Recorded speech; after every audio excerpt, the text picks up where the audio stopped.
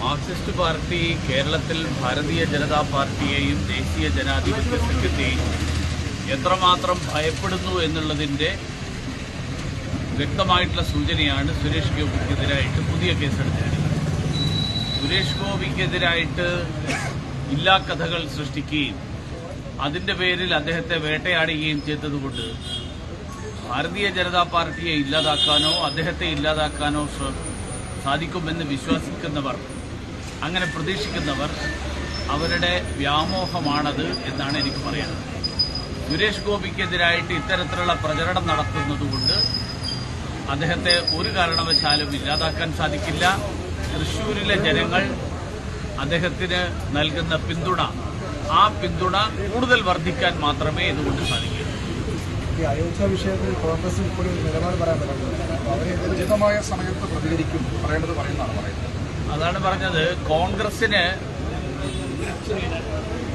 ഈ പ്രതിഷ്ഠാ ചടങ്ങിൽ പങ്കെടുക്കാനുള്ള ഇൻവിറ്റേഷൻ കിട്ടി ദിവസങ്ങൾ കഴിഞ്ഞിട്ടും കോൺഗ്രസിന്റെ നേതാക്കന്മാർക്ക് വ്യക്തതയില്ലാതാവുന്നത് അവർക്ക് ഈ നാട്ടിലെ ജനങ്ങളുടെ വികാരങ്ങൾ ഉൾക്കൊള്ളാൻ സാധിക്കാത്തതാണ്. ഈ നാട്ടിലെ ഭൂരിപക്ഷ സമുദായത്തോടുള്ള അവഹേളനമാണ്. ഈ നാട്ടിലെ ഭൂരിപക്ഷ സമുദായത്തിന്റെ വികാരങ്ങളോട് അവർക്ക് ഒരു പ്രാധാന്യവും കൽപ്പിക്കുന്നില്ല എന്നുള്ളതിന്റെ സൂചന. ഈ കോൺഗ്രസ് നേതാക്കൾ പറയാതെ ഇതൊരു രാഷ്ട്രീയ ചടങ്ങാക്കി മാറ്റാൻ ഒരു ശ്രമം നടത്തുന്നത്. എന്തിനാണ് ഇങ്ങനെ രാഷ്ട്രീയ പാർട്ടികളുടെ പേര് വെച്ചിട്ട് ഒരു ശ്രമം നടത്തുന്നത്? അത് തന്നെ ഒരു രാഷ്ട്രീയമാക്കാൻ ശ്രമിക്കുന്നതാണ് കോൺഗ്രസ് നേതാക്കൾ. രാഷ്ട്രീയ പാർട്ടികൾ നേതാക്കന്മാർക്ക് ഇല്ലല്ലോ. അതായത് ഈ രാജ്യത്തെ ഏറ്റവും വലിയ പാർട്ടികൾ, ജനങ്ങളുടെ പിന്തുണയുള്ള രാഷ്ട്രീയ നേതാക്കന്മാരെയൊക്കെ ക്ഷണിക്കുന്നു. അവരെ മാത്രമല്ല ക്ഷണിച്ചിരിക്കുന്നു, ഈ രാജ്യത്തെ എല്ലാ മേഖലയിലും പെട്ട ആൾക്കാർ, കലാകാരന്മാർ, സാഹിത്യകാരന്മാർ, സ്പോർട്സ് താരങ്ങൾ, സിനിമാ താരങ്ങൾ, അങ്ങനെ രാജ്യത്തെ എല്ലാ വിഭാഗങ്ങളിലും പെടുന്ന ആളുകളെ, വൻകിട വ്യവസായികൾ, എല്ലാവരെയും തീർത്ഥക്ഷേത്ര ട്രസ്റ്റിന്റെ ഭാരവാഹികൾ പോയി ക്ഷണിച്ചിട്ടുണ്ട്. ക്ഷണിച്ചില്ലെങ്കിൽ നാളെ കോൺഗ്രസ് പറയുക ബി.ജെ.പിയുടെ മാത്രം പരിപാടിയാക്കിയത്. അതുകൊണ്ട് തീർത്ഥക്ഷേത്ര ട്രസ്റ്റ് എല്ലാ ജനങ്ങളുടെയും ട്രസ്റ്റാണ്, മുഴുവൻ വിഭാഗങ്ങളുടെയും പ്രാതിനിധ്യമാണ് അവർക്കുള്ളത്.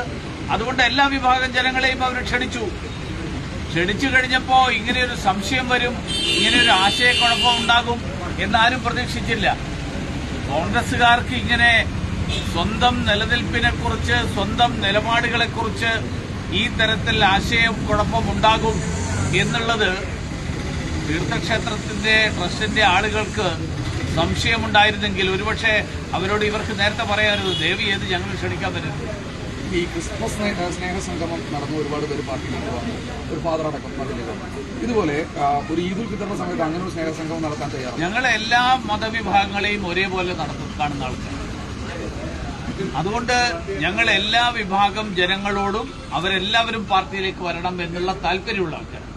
അവരെ ഒരു ഈദുൽ ഫിത്തറിന്റെ സമയത്ത് ഒരു സംഗമം നടത്താൻ തയ്യാറാവും. തീർച്ചയായിട്ടും ഞങ്ങൾക്ക് അതിന് ഒരു മടിയില്ല.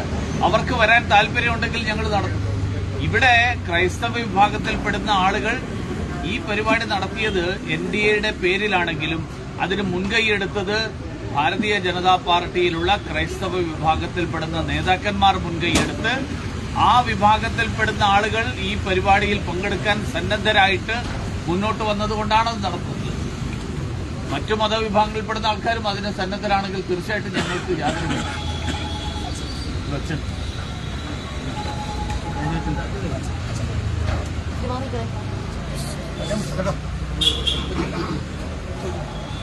ബിജെപിയിലേക്ക് നേരിട്ട് അംഗത്വം എടുത്തിരിക്കുകയാണ്. എന്താണ് ബിജെപിയിലേക്ക് വരാനുള്ള ഒരു കാരണം?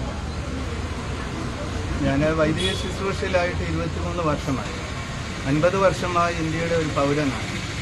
ഈ 50 വർഷമായി ഞാൻ പൗരനായിരിക്കുമ്പോൾ പല പ്രാവശ്യം സഭയുടെ ശുശ്രൂഷയുടെ ഭാഗമായി പല വിദേശ രാജ്യങ്ങളൊക്കെ സന്ദർശിക്കുമ്പോൾ ആ രാജ്യങ്ങളുടെ വികസനം പലപ്പോഴും ഈ ഇന്ത്യയിൽ 1947 സ്വതന്ത്രമായ ഇന്ത്യയിൽ ഇത്രയും പ്രകൃതി രമണീയമായി ഇത്രയും സോഴ്സുള്ള ഇന്ത്യയിൽ ഈ കഴിഞ്ഞ 60 വർഷമായി ഉണ്ടായ വികസനത്തെക്കാൾ ഉപരി കഴിഞ്ഞ 10 വർഷമായി ഇന്ത്യയുടെ പ്രധാനമന്ത്രിയായ നരേന്ദ്രമോദിജിയുടെ നേതൃത്വത്തിൽ ഇന്ത്യയുടെ വികസനം എന്നെ അത്ഭുതപ്പെടുത്തി. കഴിഞ്ഞ ബഡ്ജറ്റിൽ പോലും നമ്മുടെ നാട്ടിലുള്ള റോഡുകളുടെ വികസനം, റെയിൽവേയുടെ വികസനം, ഇവിടെ എരുമേലി ഉൾപ്പെടെയുള്ള സ്ഥലത്ത് പുതിയ എയർപോർട്ട് വരുന്നു. ഒരു നാടിൻ്റെ വികസനമാണ് നമ്മൾ സ്വപ്നം കാണുന്നത്.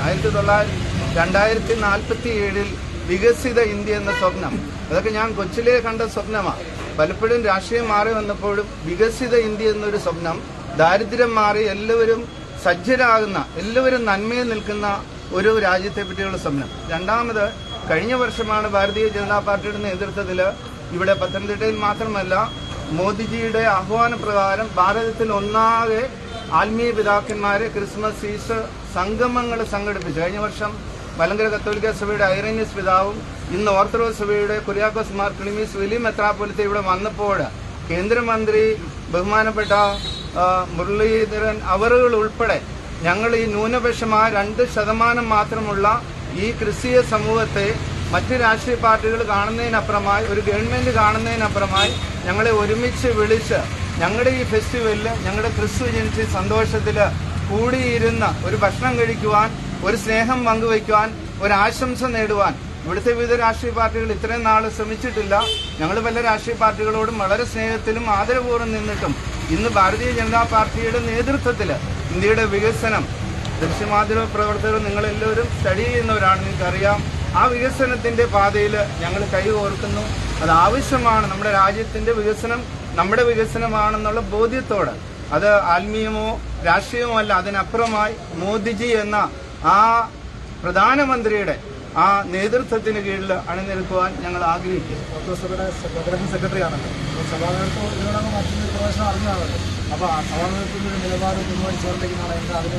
ഓർത്തഡോക്സ് സഭയുടെ ഒരു നിലപാടിൽ അത് വ്യത്യസ്ത സഭ രാഷ്ട്രീയത്തിൽ ഈ മുമ്പേ ഡോക്ടർ മാത്യൂസ് മാഴക്കുന്നം അച്ഛന് ഇടതുപക്ഷ രാഷ്ട്രീയത്തിൽ സജീവമായി നിൽക്കുകയും പ്രവർത്തിക്കുകയും ചെയ്തിട്ടുണ്ട്. അത് പിന്നിലേക്ക് നോക്കുമ്പോൾ സഭാചരിത്രത്തിൽ പിതാക്കന്മാര്, ഇന്ന് ഞങ്ങളുടെ സഭയിലെ പിതാക്കന്മാര്, ബിഷപ്പുമാര് മോദിജിയോട് ചേർന്ന് നിന്ന് എല്ലാ കാര്യങ്ങളും സഹകരിക്കുന്നുണ്ട്. പ്രിയപ്പെട്ട മുരളീധരൻ അവറുകൾ കേന്ദ്രമന്ത്രി ഓർപ്പിച്ചു, രാമക്ഷേത്ര നിർമ്മാണത്തിലും ഒരു ഭാരതത്തിന്റെ, ഈ ഭാരതം ബഹുല ഭാരതം, സ്നേഹത്തിൽ അധിഷ്ഠിതമായ ഭാരതം, ഇവിടെ കക്ഷി രാഷ്ട്രീയത്തിനപ്പുറമായി, മതവിദ്വേഷത്തിനപ്പുറമായി സ്നേഹവും സമാധാനവും നമ്മൾ പ്രസംഗിക്കുന്നത്.